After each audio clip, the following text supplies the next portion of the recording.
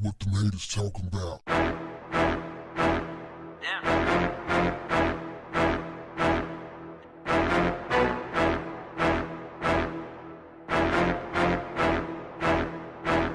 What's up, family? A Kentucky judge is being accused of turning her chambers into a glorified frat house where she pressured attorneys into having group sex and had threesomes with her secretary and former church pastor. To make things even worse, she's a family court judge. Dawn Gentry allegedly gave attorneys preferential treatment if they appeased her sexual demands and donated to her campaigns for re-election. Dawn is accused of having threesomes in her office with her secretary and her former pastor turned guitar player who she hired to work in her court as a case specialist. She's also allegedly being accused of trying to force the woman to have sex with her husband so that she could get a divorce and claim infidelity.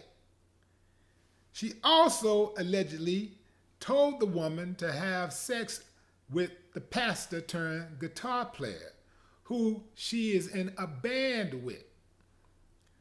Other claims are that if you did not adhere to her demands, her sexual demands, you were replaced.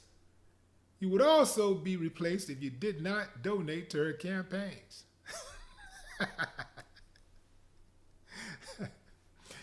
This judge is out of order. Now, these claims are being investigated by the Kentucky Judicial Conduct Commission.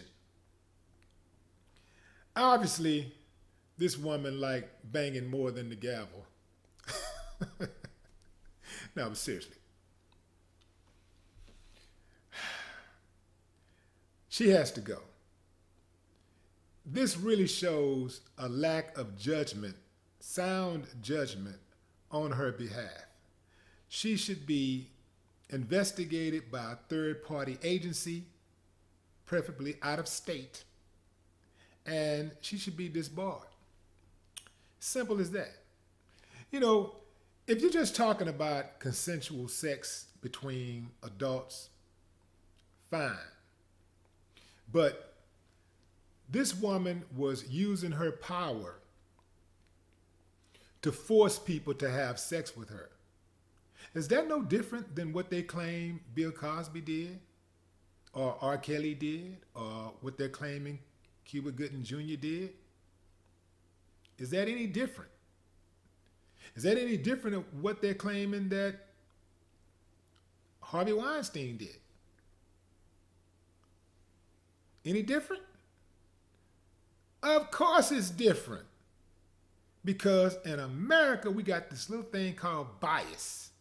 And it depends on what your gender is, what your ethnicity is, what your economic status is, how much press it gets, where you're from, who's your family members.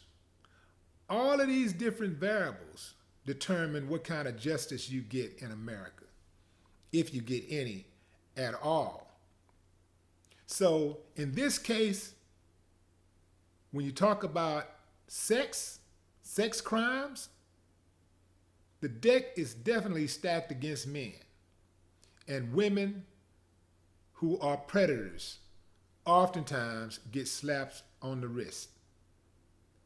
This woman is a sexual predator. Of course, she is a sexual deviant, but she is a sexual predator if what they're saying is true. But there are way too many people who are pointing the finger at her. They're saying that this woman is a predator. She's using her power to force people to have sex, to return sexual favors for her. You get to keep your job if you have sex with her. And let's just say, no matter what your taste is in women, she ain't everybody's type. Wow, who does she think she is, a teacher? Big old freak. And to think, you got somebody like her actually sitting in judgment of others. What's next, family? Does anybody keep their sexual escapades to themselves these days? Anybody? When I first came across this story, I thought to myself, now here's a judge who lets everybody get off. I'm just wondering, how does people think in the age of Me Too, even though there's a double standard, that they're going to get away with stuff like this? Like nobody's going to ever find out that they're doing this type of stuff.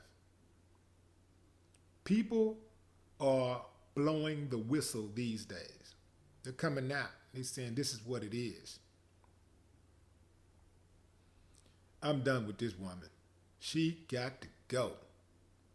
Gives a whole new meaning to the phrase, all rise. No more talk. What the haters talking about? Damn.